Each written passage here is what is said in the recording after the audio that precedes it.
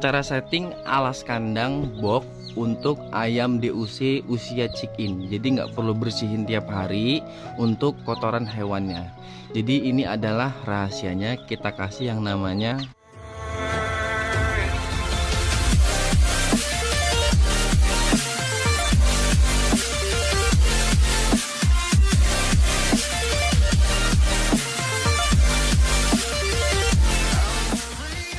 Assalamualaikum warahmatullahi wabarakatuh. Balik lagi di channel peternakan putra kembar, channelnya peternakan akal sehat.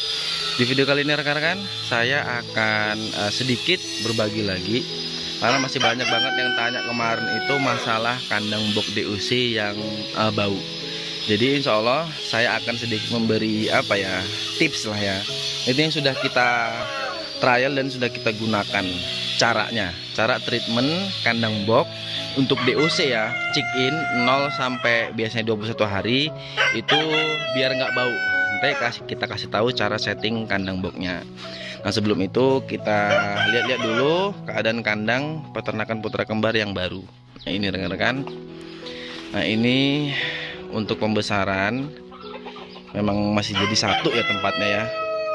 Itu kenapa kita kasih papan supaya nanti nggak jeblos, karena biasanya yang kecil-kecil umur 2 bulan 3 bulan itu biasanya masih bisa jeblos dari bawah sini gitu. Jadi kita kasih papan, diganjel papan dulu sementara seperti itu. Oke, ini lagi masih pagi banget ya. Kita baru kasih makan juga rekan-rekan. Alhamdulillah ayam-ayam punya kita tuh sehat-sehat semua. Yang penting perlu diperhatikan lah ya, sirkulasi udara lancar, terus alas kandangnya bagus, nggak bau. Yang penting ayam itu nyaman, intinya seperti itu. Dan ketinggian kandang itu sudah kita buatkan video juga kemarin. Ketinggian kandang yang ideal untuk kandang ayam itu 3 meter. Itu aja sih ya, sebenarnya simple untuk kandangnya. Yang penting intinya di treatment di alas kandangnya ya, atau liter kandang kalau kita sebut gitu. Oke, ini juga kita lagi nggarap mesin tetas 3 unit ya, pesanan dari PT Jakarta. PT apa saya lupa, nanti coba kita lihat lagi. Ini lagi kita garap untuk mesin tetasnya. Semuanya full besi ya rekan-rekan. Nih, full besi semua kita sudah beli, lagi diatur untuk raknya. Nah, ini juga mesin tetas punya kita. Ini lagi kita bongkar kemarin ya. Ini untuk hatchernya rekan-rekan. Ini hatcher, full hatcher. Itu setter. Itu setter. Setter ini punyanya orang juga. Punyanya orang dari Pasuruan, teman peternak kita. Ini sudah selesai semua, sudah selesai kita setting, tinggal perbaikan sedikit-sedikit aja. Jadi siap dikirim insya Allah di minggu-minggu ini, siap kita kirim. Jadi udah semua, kelembapan, terus suhu semuanya normal ya, alhamdulillah. Ini baru hidup ya.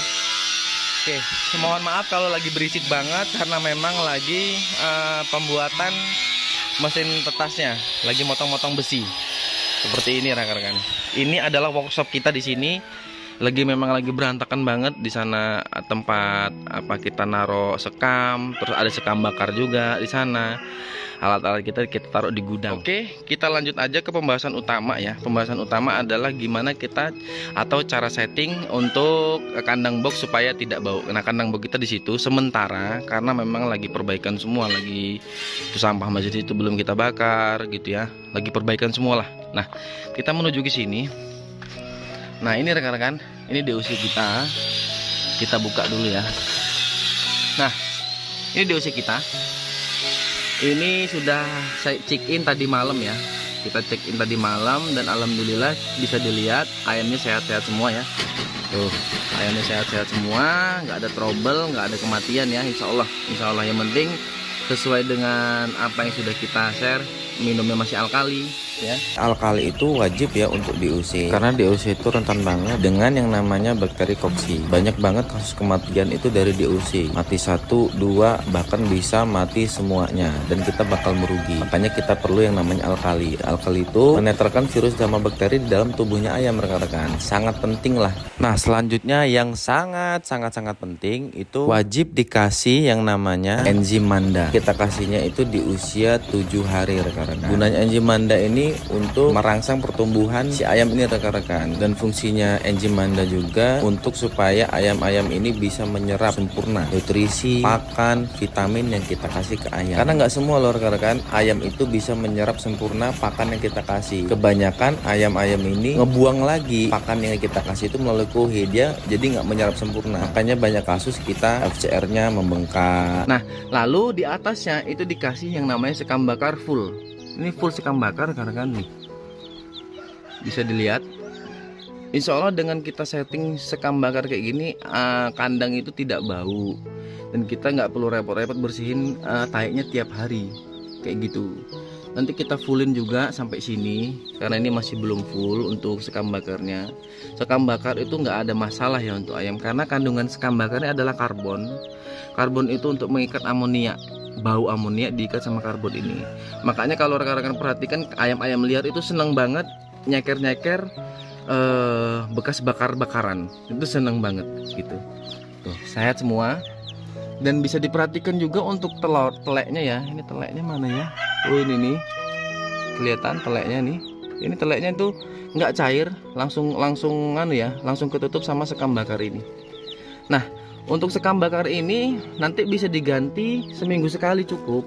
Bisa dilihat juga, tergantung nanti kepadatan dari kohinya rekan-rekan. Daripada rekan-rekan itu selalu bersihin kohi di kolong seperti ini, ya ini kan ada kolongnya. Lebih susah, nanti lebih bau juga, mendingan seperti ini.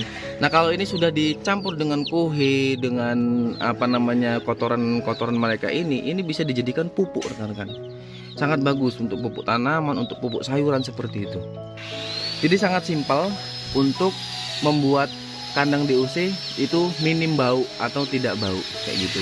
Nah untuk buat sekam bakar kayak gini sangat mudah. Itu sudah saya kasih tahu juga caranya ya.